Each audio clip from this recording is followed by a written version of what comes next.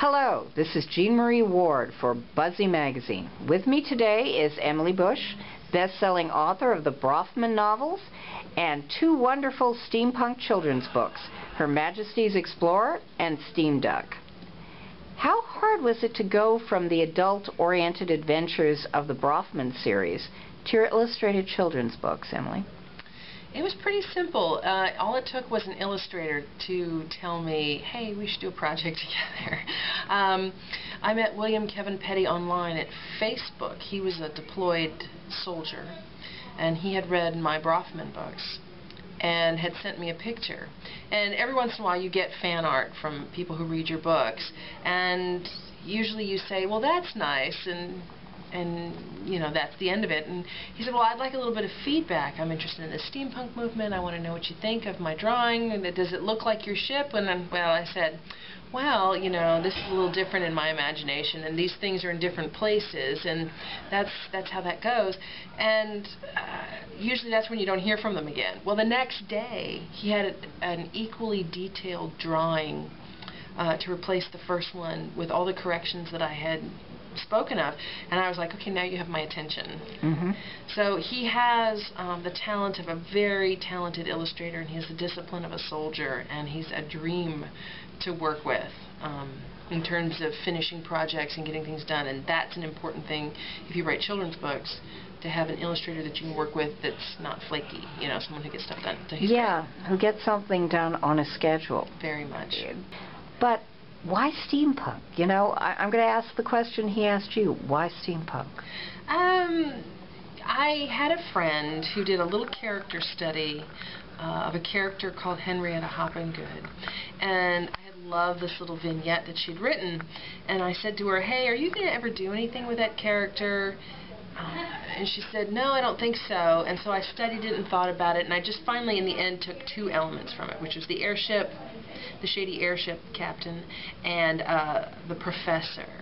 And I said, I'm going to give that back to you. And she said, no gives backsies. You took her. You have to keep her. So there's a small character, Henrietta Hoppengood, in the novel, which is the homage to the woman who... Chenda. Chenda. Yes. Yeah, Chenda... and the airship Brofman. Yes. Professor Candace Mortimer has a good friend, which is Professor Henrietta Hoppengood. And so she makes a tiny appearance in the book. But that's where it started, and I love the adventure tales, and I like the idea of creating this world, a world-building experience, and steampunk lends itself to that. And I like the people in steampunk, and so I create for them.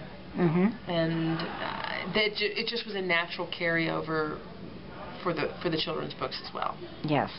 So is it the technology, is it the costuming, or is it exclusively the people? I like the technology. I like the costuming. I enjoy costuming. I had done medieval reenactment in SCA for a while. When I was real small, my parents used to love to dress us in costumes for things like the bicentennial, American bicentennial. So there's lots of pictures of me growing up in costumes. My father was a soldier, and so I grew up around uniforms and things like that. So I like the clothing that makes the message. But I also like the idea of looking backwards or looking into a dystopic future with our 21st century eyes, and changing the values that we see there. Yes. For example, the corsetry on the outside of a costume, it's a hyper-feminization. It's a subversion of what it means to be a woman in the 21st century. It's also a subversion of what it meant to be a woman in the 19th century. So, where the corsetry was all hidden behind the dressing. Yes. Yes. And so I like that rebelness that I think is... the punkiness of the steampunk, yes. I think that's necessary for steampunk. There's a lot of things where they glue some gears on, and they don't quite get the idea of playing with cast and role and nature and gender and all of that. I like to dress as Mr. Darcy. It's one of my favorite costumes. One, because it's the most comfortable, but it's kind of subversive for to cross-play in that way. And I meet a lot of people who go, hey, you look fantastic in Edwardian as a man. You know, so I like that. Yeah.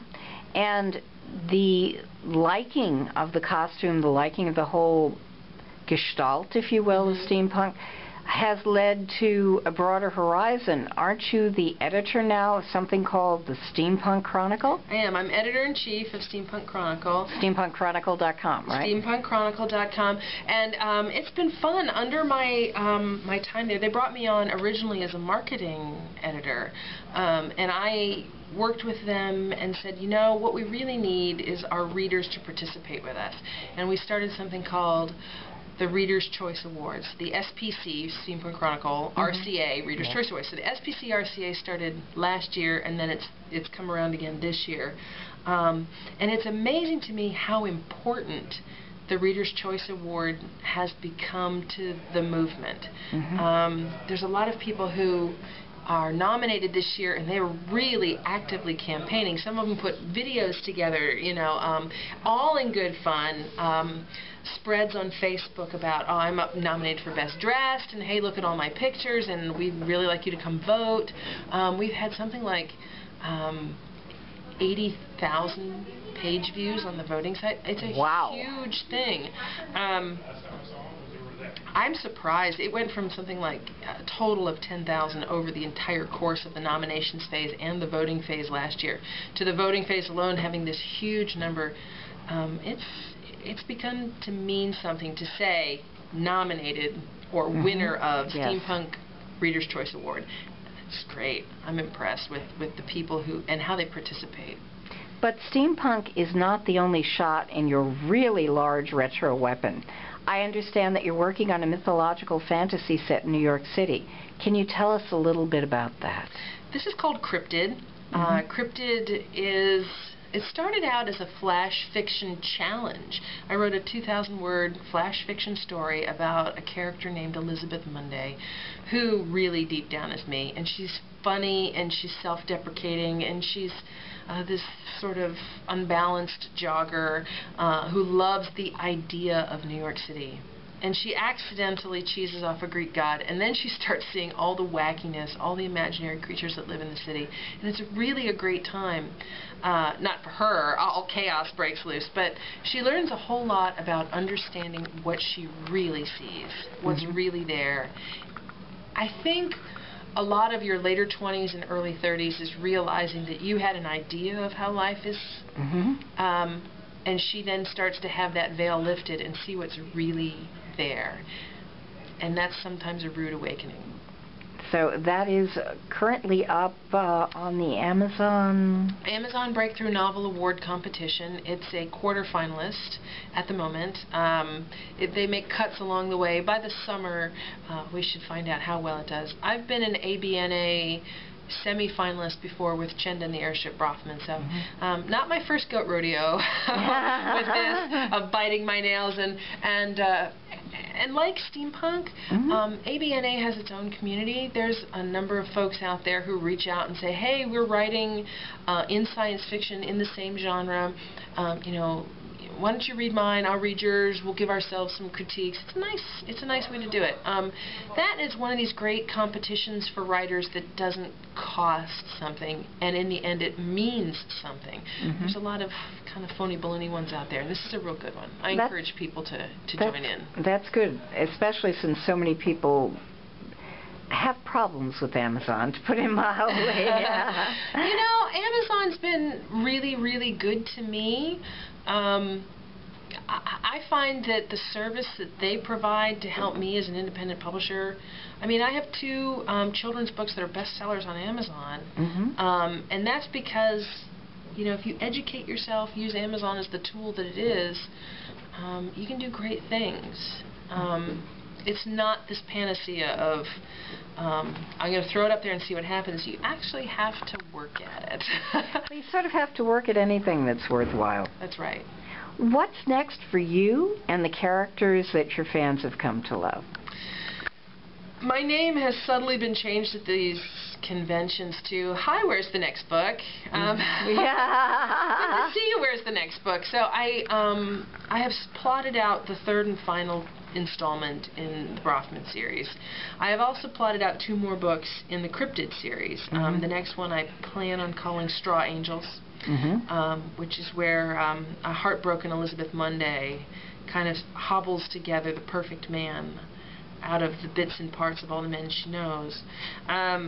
And That's again, dangerous in her world. It's dangerous in her world as well. In fact, Waking from the Dead is the easiest part of that book for her. So there's that. So I'm going to complete both of these series. And I have a new children's book that's just been sent off to Kevin, my illustrator. I think it's the best thing we've done together. His drawings improved by leaps and bounds, his creativity, his vision, and it's great the way we work. He'll say, all right, the next book, I want it to have a female main character, and we need to talk about the nature of STEAM, because, you know, there's no children's book that's really dealt with that yet. And it needs to have a penguin and an owl and a mechanical mouse. Go. So he says, it's like Mad Libs working with Kevin. He says, this is what I want to draw, and I go, okay, I know you well enough that I can write to your strong suits, put in the things you want, and then make you draw the things I want you to draw too. So, cool. We have a great working relationship that way. So we have many more things plotted out for the remainder of 2013 and into 2014. So there'll be more Coal City stories. Great, that's wonderful. Well, anything you'd like to add? I'm really enjoying the mix of doing novels and doing children's books. It's like it takes the pressure off. You do something deep and emotional and digging, and then you can think hard on doing something that's morally uplifting and childlike and innocent. And you know, some of the things I get into in Cryptid make your heart like a bag of glass, and it's like having the children's books to balance that with. I'm really enjoying the escape that way. Well, that's very, very cool. Thank you so much, Emily. Thank you. And thank you for Buzzy Magazine.